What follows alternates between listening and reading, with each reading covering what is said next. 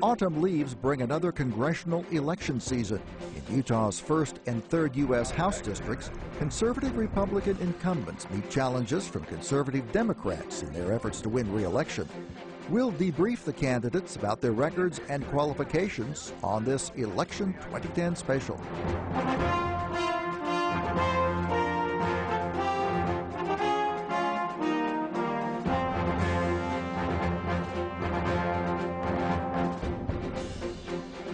Hello, I'm Wes Sims, News Director for KBYU-FM, and thank you for joining us today. With me today is Professor Quinn Monson from the BYU Center for the Study of Elections and Democracy.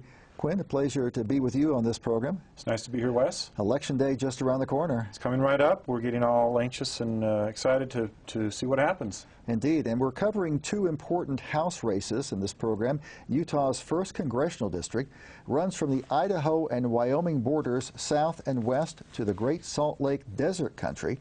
It includes large population areas like Ogden, Logan, and Tooele, as well as Park City and a bit of northern Salt Lake City. Utah's 3rd Congressional District cuts a wide swath across the lower Wasatch Front and the midsection of the state. Southern Salt Lake County, most of Utah County, large sections of Millard, Sanpete, Beaver, and Sevier counties fall within its boundaries. Major municipalities include Sandy, West Valley City, Provo-Orem, and Richfield. Quinn, it's no exaggeration that these districts are highly Republican, but there are pockets of Democrats included as well. No, that's right. They look demographically much like the state does. There's about a 2-to-1 advantage for Republican identifiers in terms of party identification to Democrats.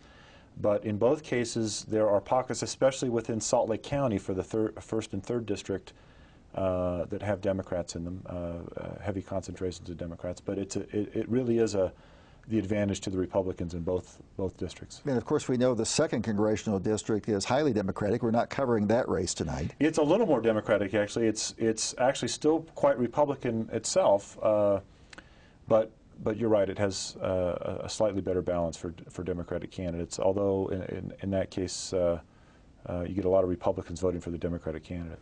Well, let's talk about the candidates that we're going to be covering this evening. We begin with the 3rd Congressional District. Here is some background on that race and the candidates from Brittany Glass.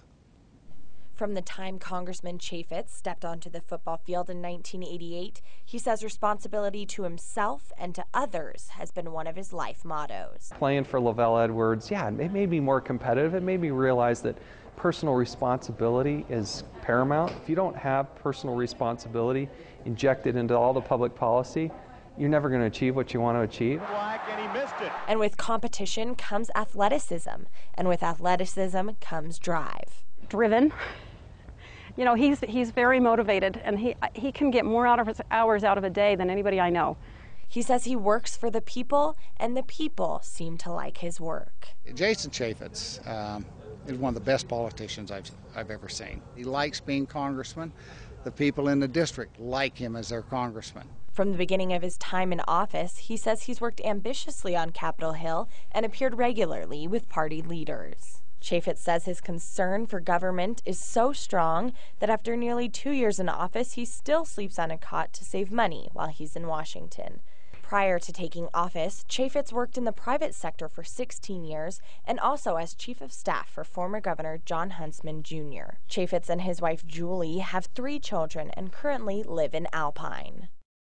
In an era of far left and far right, Karen Heyer has managed to make the switch from lifelong Republican to Democratic candidate. She says she's a worthy choice for voters in a largely Republican state. We have to keep people in check and keep one party from becoming too dominant.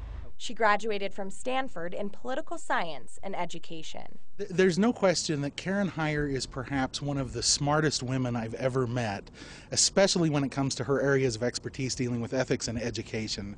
And she's been a teacher for most of her career, more recently at BYU's Marriott School. Heyer's focus on learning hasn't stopped at U.S. borders. She's taught abroad and also established a school in China. Though her run for Congress may be a switch from the classroom, she's no political stranger. In the 80s, rumors of pollution caused by federal corruption was too much for her to ignore. On behalf of her neighbors, she sued the government and won. Heyer says she had to stand for the truth and that it was this fight for change that influenced her to run. It makes me run for office. I had no idea I would be doing this, except that I think we have an ethics problem, we have a fiscal problem that is horrendous, and we have a jobs problem. Karen and her husband Paul live in the 3rd District in Provo, where together they have 11 children and a growing number of grandchildren. They may be from different parties, but both candidates agree that change needs to come to Washington. But that's going to take a lot of people working together on that. This is not one group having a better idea than another. Chaffetz says he's confident of his record because in his mind, he's taken a stand for the people. I think we have a solid conservative record of voting for items related to fiscal discipline, limited government accountability, and a strong national defense. And I think in general people are happy with the way I voted. And I don't think sleeping on a cot is, I mean, that's not saving us any money. Brittany Glass, Election 2010. Well, Quinn, we can see from that report that there is a clear difference in ages and the kinds of experience for the two candidates here. What kind of difference does that make for the voters, or does it? Well, I think the key difference is experience, and it's something that voters perceive. You have Karen Heyer with very limited prior experience in terms of politics, and Jason Chaffetz, while younger, has a lot more political experience, and it shows in terms of what's important when they vote for somebody. Well, let's get to the interviews that we conducted earlier with our candidates. Here is Democratic Party challenger Karen Heyer running to unseat popular incumbent Republican Jason Chaffetz in Utah's 3rd Congressional District. Quinn Monson was the interviewer. Welcome. Let me start off by asking you a question about why he should be elected. Congressional elections are often about whether or not the current elected member of Congress should keep the job. So tell me, what's the strongest single reason you can offer to 3rd District voters as to why you should be elected in place of Representative Chaffetz? Well, I've had real-life experience. I've made payroll. I've had a lot of different kinds of experience, not just one type of experience. I also believe in term limits. I think that we need to be careful having people become professional politicians, and I think that's what he's been training to be for some time. I think that is one of the reasons we have problems in working together back in Washington. So I think my experience, my maturity, and my desire to want to do something right now, I think the country is at a tipping point. I really think we have problems that are so serious that we need to solve them now. We can't continue to banter back and forth with partisan politics. Is there a particular vote cast by Representative Chaffetz that you can point to as something that you would have handled differently? Oh my goodness. No, because he hasn't really done that much. He's put his name on a lot of legislation that other people have talked about, but there is one piece of legislation that that I think was not beneficial to this particular district, and that was the legislation that he wanted to have passed with regard to the post office. The post office employees then doing the census. Well, what that did is it would take money away from people who were out of work and needed that work, and it would have amounted to a large deficit for our area here as far as jobs. What are one or two priorities within the 3rd Congressional District that you would seek to help or advance in Congress? Well, number one is jobs. Okay. I think that Utah has tremendous capabilities in resources and in human resources to really be in the forefront of alternative energies. And I think we have more of those potentials here. So I would really work hard on that. And I think these would be high-paying jobs. These wouldn't be the lower-end jobs. Well, Representative Chaffetz is on record as strongly opposing the earmark process that's followed as part of the appropriations process. What's your position on earmarks and how should they be handled in Congress? I'm not opposed to earmarks in themselves because we pay taxes here, and if we don't earmark, we are going to not get some of that back. Now, I am opposed to earmarks that are put in and we don't know who put it in or why. I think it needs to be transparent. And I think that it needs to be something that is definitely benefiting the people and not just certain segments or special interests. So I am not opposed to the concept of earmarks. It was established so that we would know where the money's going. Otherwise, the money's going to go through some bureaucracy and we're not going to be able to track it as well. Right now we know where it's going. If there's a bridge to nowhere, it'll show up in the earmark. Some observers of Congress have noted a breakdown of friendly relationships between Republicans and Democrats. Would you seek to build any close relationships with members of Congress who are Republicans? Definitely. Well, I've been a Republican all my life, so I would definitely get along with them, but also with Democrats. And so I'm running because I think this needs to change. I think we need to be able to work together. We can't have this grandstanding going on all the time. We can't have. Yesterday, I watched them talk about the health care bill, and they're proposing some of the things that are in the present health care bill. Now, I think some of those, why take something out and then have to go through the entire process of putting it back in order again? Just take what it is. You have the capability as a legislator to put in amendments, to change things, to replace what's there without kicking out the whole baby with the bathwater. If you needed support as a member of Congress from the other party to pass legislation, who would you turn to and why? Probably the Republican leadership and people that I would know back in that area who are Republicans in the House. I would work with them. I believe that we need to work together. We can't be calling names. We can't be pejorative anymore. We need to work together to solve these problems. These problems are problems the entire country has. Some are predicting that Republicans will win control of the House of Representatives, but let's assume for a moment that Democrats maintain control of the House in the election in November. Assuming you are elected, who will you support for Speaker of the House and why? Well, I would have to look at what the conditions are. I'm not going to vote automatically. I want to vote my constituency. I think that this district is very different. This is the fourth most conservative district in the United States. Nancy Pelosi comes from a district that is very, very different than our district. So I want to reflect the thoughts of the people here.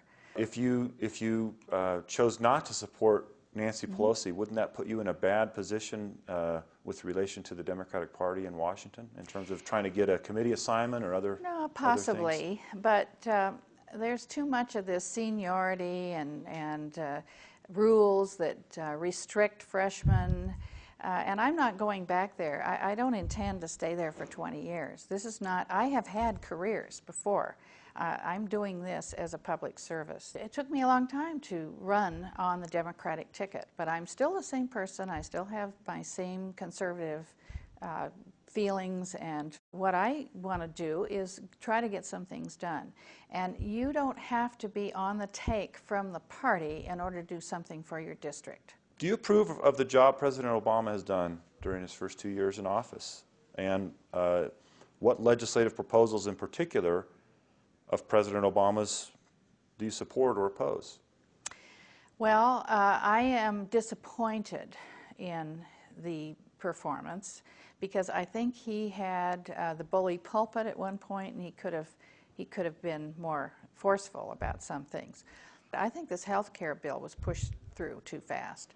I would have wanted to spend a lot more time on it, working on it. I think that cost was not really covered here, and we have Medicare fraud problems. I mean, we've had programs on $50 billion of waste going on. I mean, these are the kinds of things we need to tackle. How about renewing the Bush tax cuts? Would you keep those in place or no? I would probably keep them in place for a given period of years, but I wouldn't make them permanent. I don't think that's sustainable. In light of events in Afghanistan during the past year, what's your position on President Obama's surge of troops there? How long should we keep troops there, and is the standard for keeping troops in Afghanistan the same as Iraq? When we went into Afghanistan, we had a reason. The surge worked in Iraq, and so that's why they wanted to put it in again. I would not have voted against funding the surge because the troops were already committed. They were already going. So I think we have to support what we've already done. But I would like to see us pull out of there as fast as we can without leaving a problem. We went in there and we've destroyed a lot of their whatever remaining infrastructure they had after years of fighting. And we need to leave the place better.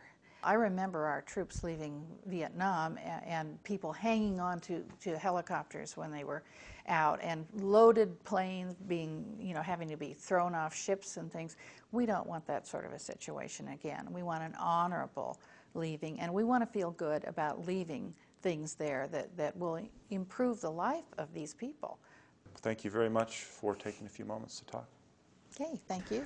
Quinn, I'm struck that Karen Heyer is a lifelong Republican but running as a Democrat. In fact, she says she was recruited by the Democratic Party to run against Jason Chaffetz. It seems strange at first, but when you consider that, they're running in a general election, not a primary. I think if she was trying to win a Democratic primary nomination campaign, this wouldn't be something she'd want to emphasize all that much. But in this case, she's running in a general election campaign against, again, a popular incumbent, and to win this race, she has to attract about 30% of the Republican voters to come over and vote for her. And that's a very tall order for a Democratic candidate. We have seen it in the past in this district when Bill Orton was elected back in 1990 and held the seat for several years. Mm-hmm. He consistently got a third or more of Republicans to vote for him, and I think she's trying to replicate that kind of minimum winning coalition, I think is what the consultants call it, where you try to put together 50% of the electorate plus just a little bit to get to a victory. With the balance of power in the U.S. House really in question in this election, it occurs to me, though, that Republicans who might like Karen Heyer, might like to vote for her, would take that into consideration and would be less likely to take that chance. I think that's correct. I think Republicans sense that there might be a change in control, and it's not the time to be sending a Democrat back to Washington if that, if we're going to have a narrow margin for a Republican speaker and Republican control of the House. So I think that's going to tip in Jason Chaffetz's favor. All things being equal, do you think that she has enough appeal to attract Democratic voters, or do you think that she might be considered disloyal one way or the other because she says that she really has been a Republican? I think they don't have anywhere else to turn, so they're going to vote for her in high proportions, and then it's just a question of whether or not she's appealing enough to Republican voters. Well, Quinn, you also spoke with the incumbent, and here now is the interview that Quinn Monson conducted with Representative Jason Chaffetz.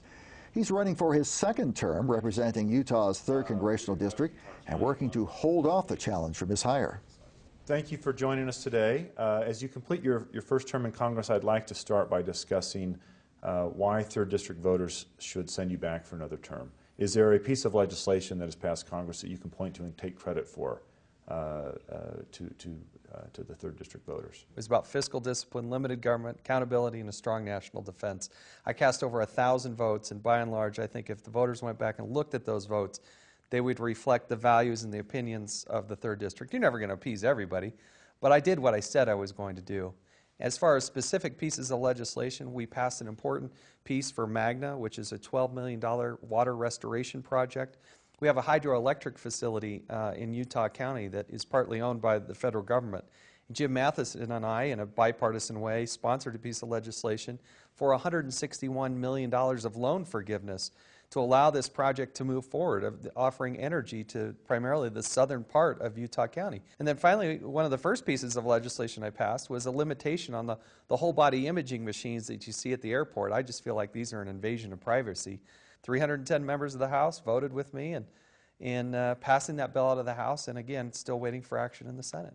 You're on record as strongly against earmarks in the appropriations process. What do you say to critics who are upset because your opposition means that you're not seeking federal funds for projects that could benefit your constituents? Help us differentiate between the appropriations process and inappropriate earmarks. Well, we're $13 trillion in debt. We're paying $500 to $600 million a day in interest. Clearly, the appropriations process of old is not working.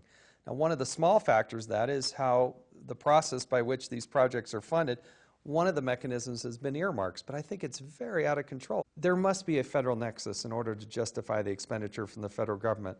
We had one of our own senators put in an earmark for a $750,000 parking lot in Provo, Utah. Well, maybe that sounds good to the people of Provo, but there's no federal nexus. There's no federal justification to try to move shoppers from one mall to another mall.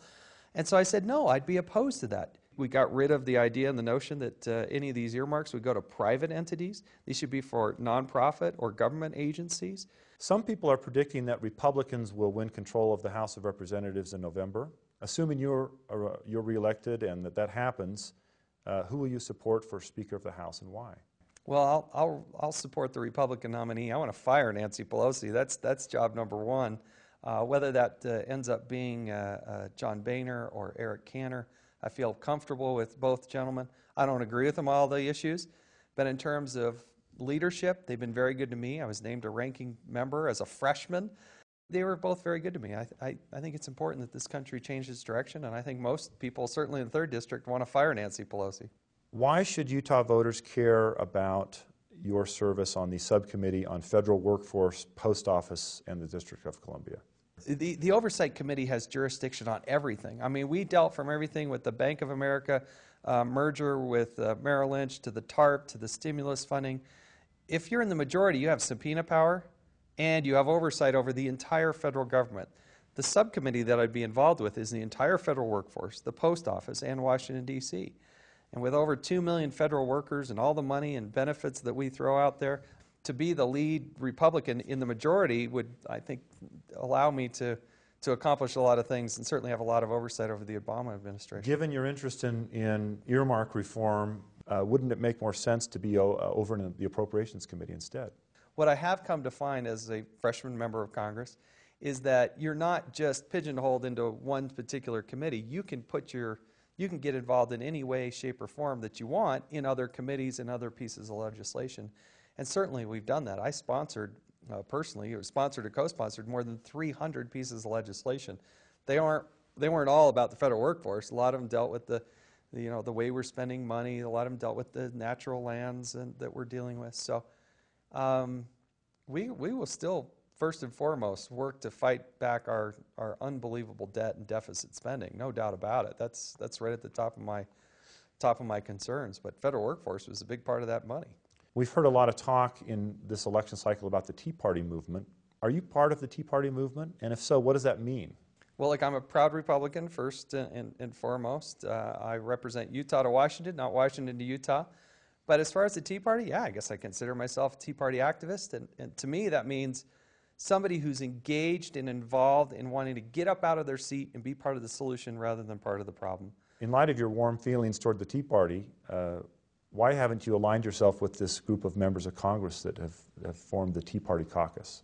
Well, some of the members of Congress decided to form a Tea Party caucus, and I refused to do so because I think that goes against the very grain of which they started, the very genesis of what the Tea Party really actually is. If you try to put a figurehead or structure around the Tea Party, you're going to lose the very essence of the Tea Party. Tea Party doesn't need Washington, D.C. direction. The Tea Party is grassroots organizations throughout the United States of America rising up and participating in their government. That's something we should be applauding, not trying to control by some members in Washington, D.C. So, is the Tea Party a positive development for the Republican Party? You have some candidates that have been nominated this year that may lose their elections in November and lead to fewer Republican seats. I think it's generally positive. We need more people in this country getting involved, and the Tea Party represents people who haven't maybe necessarily been involved in day-to-day politics, but they are concerned about the direction of their country. They want to be part of the solution as opposed to part of the problem. They actually want to be involved and engaged. They're concerned about our Constitution, about the overreaching size and scope of government. These are all issues that I applaud. So I'm not going to agree with each and every issue with every person that's in the Tea Party or any one faction that is after something else. But I encourage and applaud in the full political spectrum people getting involved in their government in a peaceful way. That is the American way. We should be applauding that, not trying to suppress it. In the past, you've spoken out against a timetable for withdrawing troops from Iraq, saying that we should withdraw but only at the right time.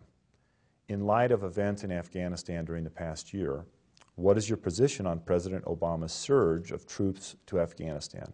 How long should we keep troops there? And is the standard the same for Afghanistan as for Iraq? Well, I'm concerned about the way we're moving in Afghanistan. I think the president has failed to define success. There are less than 100 al-Qaeda within the entire country of Afghanistan. 30+ million people. We're talking about less than 100 al-Qaeda, which usually shocks people. Is that really true? The second metric that I think is important is the intelligence experts tell us that while the Taliban is clearly a bad group of people, they pose no clear and present danger to the United States of America, nor do they pose a clear and present danger to the current Afghan government. We're going to have to fight this fight all across the globe. What I'm concerned about what the president's doing in committing 100,000 troops on the ground is, what is success? And is that truly going to solve the problem? As I talk to the troops, our National Guard and the other troops that are there, I'm telling you, the rules of engagement are not the way you fight a fight. We've had some recent changes in the rules of engagement. Are you satisfied now with the progress that we're making in Afghanistan given the surge in troops and these changes that have been made? That is a positive direction. When General Petraeus took over, one of the very first things he did was tweaked the rules of engagement. I still don't think they are where they're supposed to be. And look, as a member of Congress, that is our role and responsibility to have oversight. We're not there to just be the lapdog for the president. We're supposed to be the check and the balance and to challenge the president on these types of things. I want to win. I want to make sure that Iran doesn't get a nuclear weapon. I want to fight our national debt, which is a real national security threat. And we got to win the global war on terror. We have to go take out these terrorist cells around the globe. I'm afraid that we're engaged in the business of nation building. And so when I suggest to the president that we actually pull back the troops, if you're not going to let them do what they're supposed to do, some people say, oh, that's cut and run. That's not cut and run. We've been there. That's the longest war in the history of the United States of America. Quinn, Congressman Chaffetz has really been kind of a media star in the time that he's been in Congress. He's been on CNN. He's been on the Comedy Channel. How do you think that's going to play to voters in the 3rd District? Well, you say media star, I say media hound. I mean, he's really pursued this actively. And I think part of the reason is that he has a real talent for it. I mean, he does. One of the things I noticed when interviewing him is that he is very good at coming to an interview prepared with a message in mind and then delivering that message again and again. Well, Jason Chaffetz is very media savvy. He learned early on that reporters who were looking for someone to interview, if he was there, he was their man. I think he senses that Utah voters and Utahns in general like the attention that he brings to the state, as long as that attention paints us in a positive light, at least most of the time. And so I think he seeks after that pretty avidly. Well, being in the minority party right now with the Democrats in control of Congress, he hasn't been able to really exert himself with a lot of bills, but he came across, he generated a lot of attention really with this airport screener, the full body screener campaign, a bill that was passed in the House but didn't get anywhere in the Senate. Again, he gets a lot of bang for his buck in terms of where he chooses to put his attention. He manages to get noticed. Well, we're going to turn our attention now to the 1st Congressional District race. Election 2010's Ashley Masters prepared this background report. Congressman Bishop spent 16 years in the state legislature and another 8 in the United States House of Representatives. But long before he took center stage on Utah's political scene, Bishop took to the stage in a different way. The theater. It was in a musical that he met his wife, Geraldine.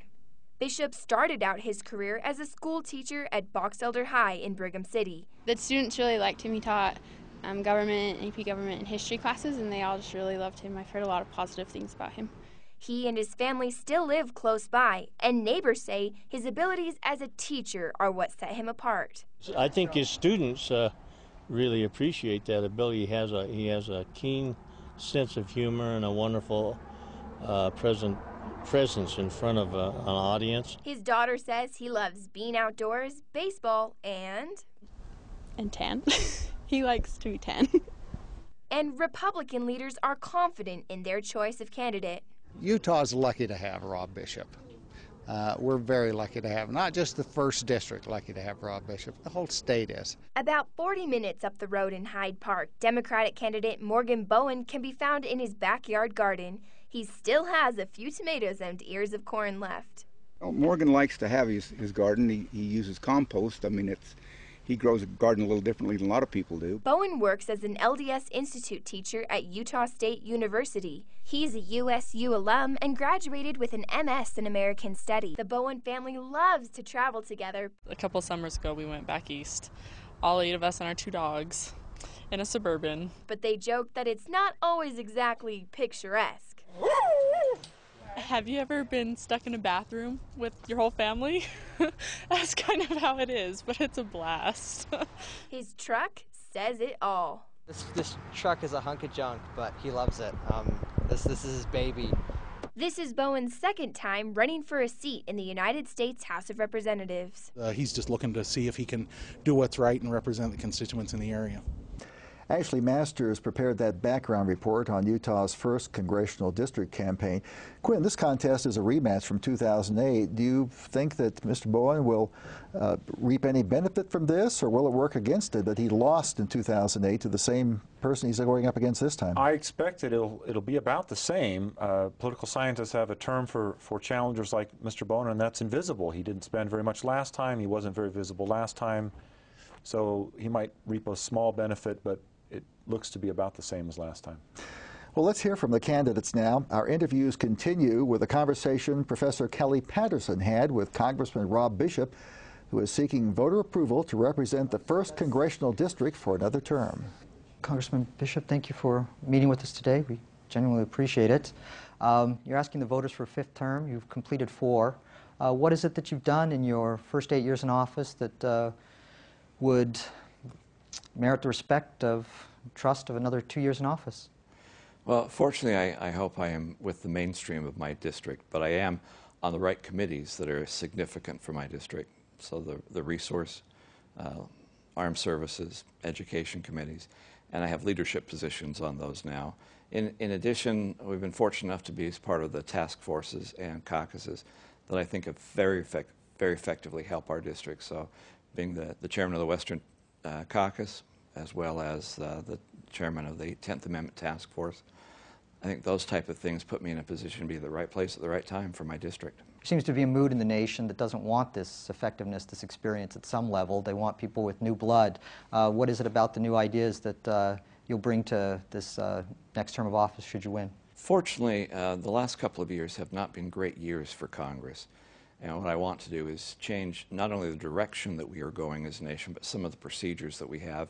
And I'm in the position to do those on those particular entities, which means the irony is, even though I am the incumbent, if you want change in Washington, I am the person that will bring about that change. Now, let's talk specifically about what that change is. I mean, what's been going on in Congress the last couple of years that has precipitated all of this hostility toward Congress? Approval ratings for Congress are hovering at all-time lows in teens, low 20s. What is it that you can specifically do to change the way in which Congress does its job so that people have a better opinion of it? There are simple, easy answers to those. Include the concept that this Congress has spent money in a way no one ever thought Congress could spend. We have always spent too much, but it has been exacerbated in this last year and a half to a way that no one ever dreamed possible. It has been an effort in this last year and a half to try and consolidate more power in Washington for more programs that was never intended for Washington to do. So part of the program is, once again, rolling those back. Making sure that people are not going to be subject to tax increases, making sure that our spending levels go at least to 2008, hopefully lower than that. Going back with the idea of federalism so that we differentiate what Washington should be doing versus what state and local government should be doing. Because not everything has to come from Washington. If you really want efficiency and accountability for effective programs to people, you're going to have to empower the states and local governments to do even more than they have ever done before. Now, there's also some other things just within the functioning of Congress itself. We are horrible at time management. We do not allow members of Congress the time to go back to the districts and find out exactly what is happening to people and what our policies are doing. We do not allow time for members to actually do their jobs in Washington. Last Tuesday, I had 3 committees scheduled at exactly the same time. It's impossible to do that. At the same time, there was debate going on the floor. That's one of the things I would really like to do. Almost every state legislative body does not allow that type of situation to happen. Washington shouldn't as well. Let's say that the Republicans do win control of the House of Representatives this time around.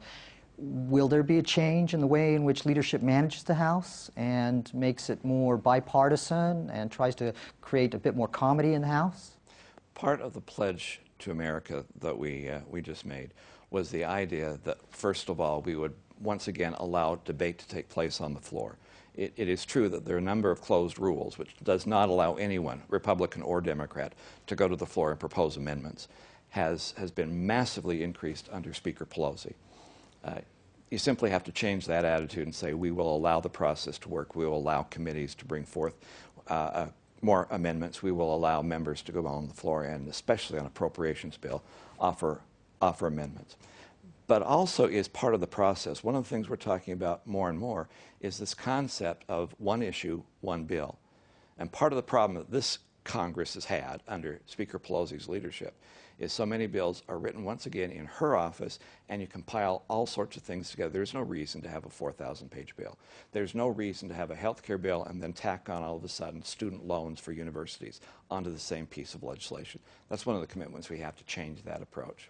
Why don't you name for us some of the members of on the other side of the aisle you work with occasionally to try and get things done? Actually, Abercrombie, before he retired to run for governor, is one of the great people. From Hawaii? Yes, who would always sit there and he would say, you know, my party doesn't agree with this, but I do. I'll vote with you. Dale Kildee is one of my good friends that we work with together on both education and resources.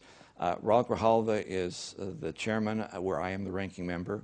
We disagree on probably every kind of policy implement, but he's one of the nice guys. Personally, I get along with him, and we actually can just talk there side by side as to where we're going with this next bill that's coming up, how we're going to handle those things. If you were to be reelected to a 5th term, would you stay on those committees, education, armed forces, natural resources, or would you seek to move up, perhaps to an exclusive committee? I've been on rules. The question is whether they would offer that to me again. I don't know, and we'll cross that bridge when it comes. All I'm saying is I like the committees I am on right now. Those committees are extremely important. They're the ones I requested. What are the next issues that the 112th Congress will deal with? What are the major ones? So, for example, on the budget deficit, what plans do you have to solve that issue?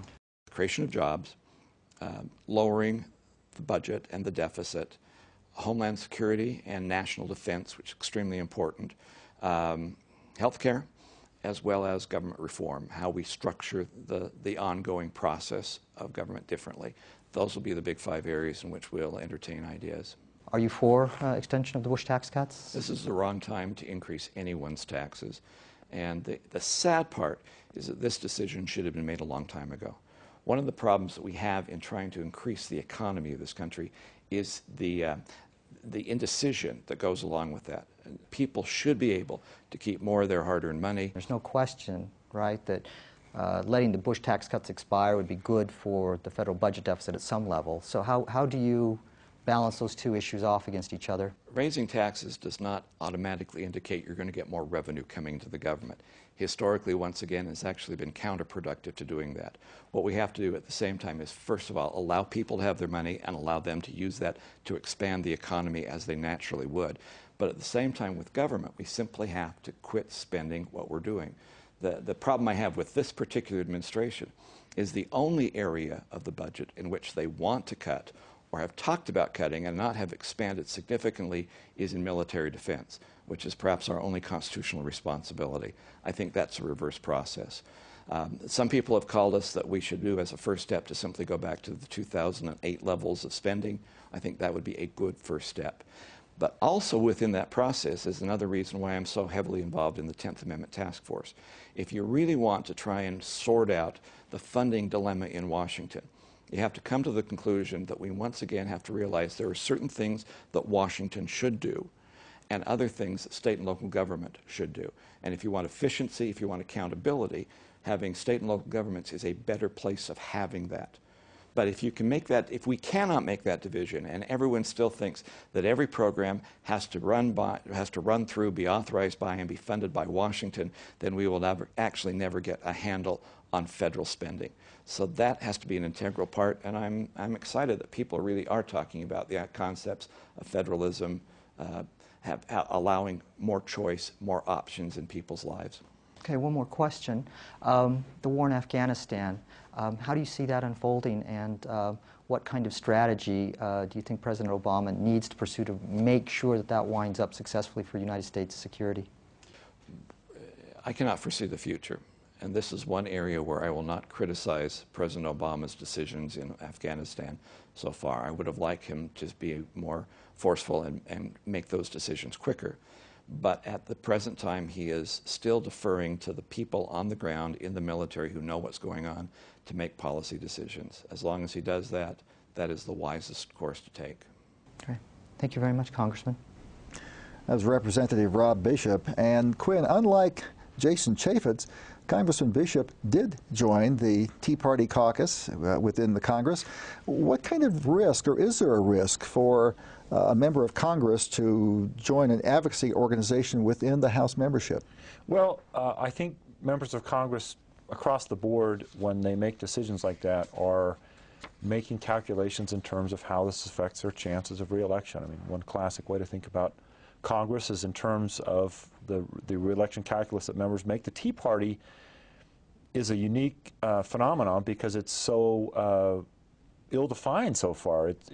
We're not really clear yet what we're dealing with. There's no entity that exists that is easily identifiable in terms of voters belonging to the Tea Party. And then the other interesting part about it is that it's an organization that, because it's so decentralized and it's so anti-Washington in many ways and anti-establishment, that having a Tea Party caucus in the Congress seems a bit of an oxymoron. We'll see how that plays out moving forward, whether those figures in Congress that have been central to the Tea Party movement take a leadership role as Congress moves forward. One of the interesting things that I noticed in Bishop's interview was that he made a claim as the incumbent to be the most capable of bringing about change. That's a really counterintuitive argument to make in an election year like this one, when the sense seems to be a hunger by voters for change. Even in Utah, where we've taken out incumbent Senator Bob Bennett in the name of change, now you have an incumbent invoking change as an argument to send him back to Washington. I just thought that was quite unique. Well, it's also interesting because the Republicans are the party that's on the outs because of the Democrats holding the White House and both houses of Congress. And so there's a little back and forth here, too, because people maybe remember how much control there was under President Bush. And what was or was not accomplished there. Mm-hmm. And maybe the argument could be, well, he had his chance, but that's not what he's arguing, right? Well, let's go to our final interview now. It's with Congressman Bishop's opponent for the second time, as we said, Morgan Bowen. Professor Patterson conducted this interview as well. Well, thank you for joining us today. Thank you. Most elections are about whether or not the incumbent deserves to be reelected. Why, in your opinion, doesn't Congressman Bishop deserve to be reelected by the voters of the 1st District? There's a lot of frustration out there. There's a lot of frustration with incumbents. Congressman Bishop was in when he was with the majority party, with the president's party, and essentially they wrecked this economy. They wrecked the American economy. They drove it down, and in the process of trying to rebuild it, of course, a lot of mistakes have been made and things, but I think at this point we've got to get on track, and I don't see why we should continue sending people back to Congress, to Washington, who have put us in the mess we're in. What are some of the issues that the Republicans specifically took on that wrecked the economy, and what kinds of specific votes would Representative Bishop have made that would have made him complicitous in the wrecking of the American economy? You know, just the war in Iraq, for one thing. the amount of spending that goes on, it's something I call crony capitalism. It's basically you get people that are your friends, they government contract, and they make exorbitant amounts of money. Halliburton's an example of this. The embassy in Iraq's an example of this. They spent, $5 billion, $10 billion, $100 billion. Well, now we're talking numbers of over $3 trillion to contract out for this war, and we don't know where all the money's gone. The Congress is a watchdog over the purse of this country. And so if they don't watch out for our resources, our money, then it just is a blank check to whoever wants it. Bishop could have stood up to that. He could have tried to put some brakes on that, but they just kept rubber stamping everything that was coming down from the president on that, and we ended up now with a huge, huge deficit we have to deal with. So when you talk about rubber stamping what the president, you rubber stamping what President Bush wanted Yeah, back well, when he was in absolutely. office. I think there was some mistakes, big mistakes in priorities. What then is your plan for deficit reduction? What are the various features and trade-offs between taxes and spending that you would encourage to bring this deficit into line? Well, a couple of things we've got to do. One, there's just some basic fiscal restraint. You have to start looking at every single department of the government and start going through and systematically cutting waste out of the government, and there's a lot to cut. I have a son that's in the U.S. Air Force. We were talking one day, and he says, we had to spend $600 to buy a little screw. I said, what, some kind of special screw for a special purpose? He goes, oh no, you could have bought it at Lowe's or Home Depot, but it cost us $600. Well, somebody's on the take there. Somebody has lobbied and got a no-bid contract or something, and they're basically walking away with huge profits. That kind of stuff, we can just start to go item by item, hopefully, and start to attack that kind of a waste in government. That's one thing.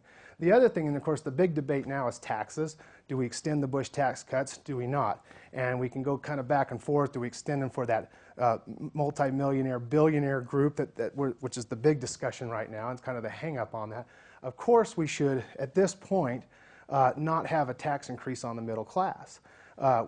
People are hurting right now. There's a lot of unemployment. The economy is very, very weak right now, and those sectors need to be encouraged, not discouraged. So if you're talking about the Bush tax cuts and Yeah. extending them, you would extend them for those people in the middle class or making $250,000 a year or less. Yeah, definitely that. But for those people making $250,000 a year or more, would you favor extension? If we look at part of the problem was a Congress that was negligent and an administration that was negligent. But part of the problem, too, was this derivatives market. These traders that are trading on the hedge funds and those kinds of things. These individuals are making billions and billions of dollars, but yet have wrecked the economy in the process. And to me, I think a very simple solution, which is one of the criticisms I have with the Democrats with this financial reform, is they could have put a 1% fee on all speculated derivatives trades. Now, estimates say that could add up to an amount of maybe $500 billion a year. That means, guess what? No tax increase for anybody. Just put a fee on those speculative trades that have put us in the mess in the first place. The people that are responsible for the economic crisis are now paying for the economic crisis, and the rest of America can get back to work. But if you were in Congress and had to vote between a middle-class tax cut or increase, or keeping it the same, versus a tax increase for the wealthy, those people who make those families who make $250,000 or more, would you vote for that? I may raise the ceiling a little bit on that, but I think definitely the middle class should not be increased at this point. The velocity of exchange of money right now is slowed way down, and the people that are spending it almost immediately and getting the economy pumped up are those who are in the middle class that would be affected most by a $2,000 or $3,000 or $4,000 tax increase in the next year. So you wouldn't want to clamp down on that at all. I think that would be definitely an economy killer. You mentioned earlier the frustration that people have with Congress. Approval ratings for the job Congress is doing are at historic lows in the high teens, maybe the low 20s, depending on the poll you're looking at. What's the reason for the low approval rating of Congress, and what specifically can be done to improve Congress's approval rating in the eyes of the American public? The economy. If people are feeling more comfortable and more confident about the future, more confident about their own personal economies, more confident about the national economy and the future, then obviously that starts to dissipate. I think traditionally Congress has always had a low rating. And I think the reason why people look at Congress with a very jaded eye is because they see individuals go back to Washington and they seem to all prostitute themselves out. And people kind of get a little cynical. And when they get cynical, and with the economy down, the combination of the two puts them in an absolute horrible public opinion zone. And so I think we've really got to start examining, you know, what it is people want. People want accountability. They don't want to feel like they've lost their government to forces that they have no control over.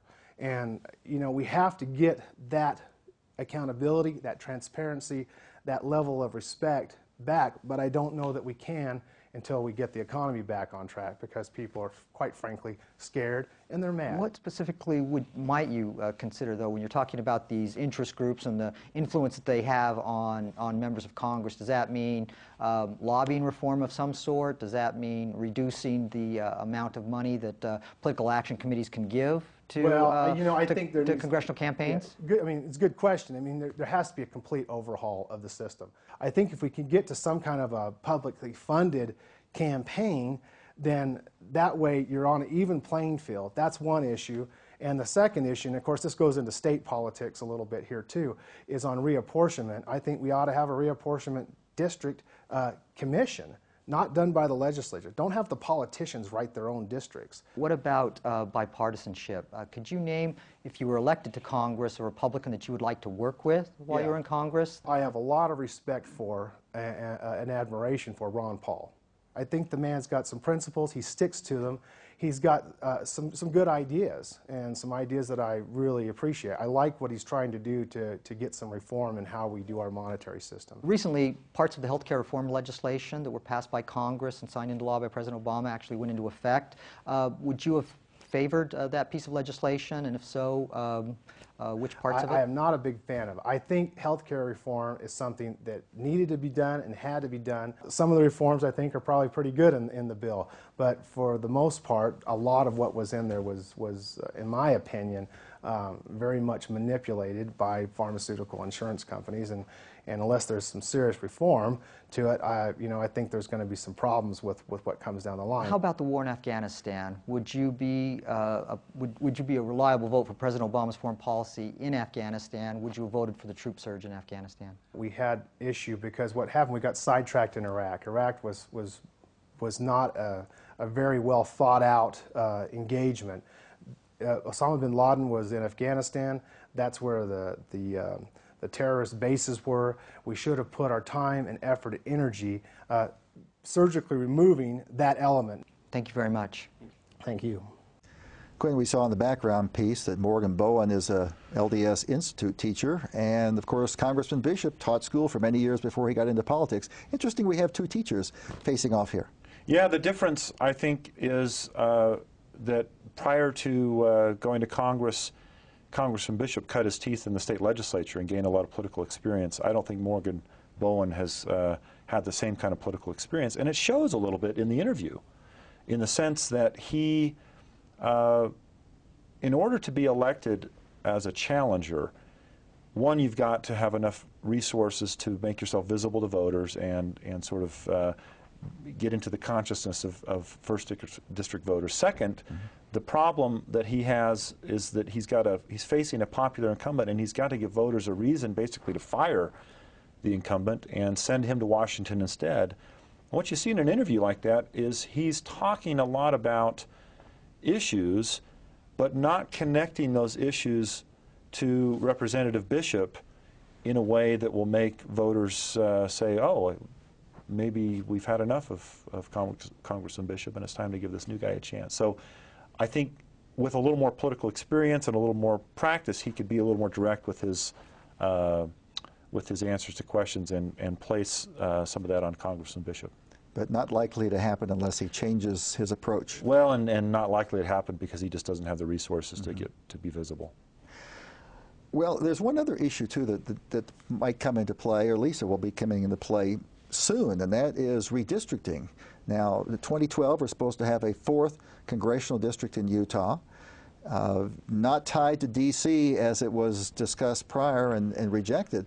So what are we looking at here in terms of reapportionment? Because you're going to create 4 districts, the state of Utah that has been 3, so there are going to be some boundaries changing. Yeah, there will be some boundary changes, and the real question facing the legislature, who's responsible for this, I guess in connection with the governor, but it's all controlled by Republicans, so the question is whether the Republicans in the legislature and the governor will attempt to create 3 districts, or 4 districts, excuse me, that are roughly the same in terms of partisan balance, or whether they'll take all of the Democrats that they can find and pack them into a single district, basically ceding 1 district to the Democrats and having 3 remaining heavily Republican districts. So you could take a section, you could take all of Salt Lake City and draw lines up into Summit County and create a district that's very heavily Democratic, that somebody like former mayor of Salt Lake, Rocky Anderson, could win, and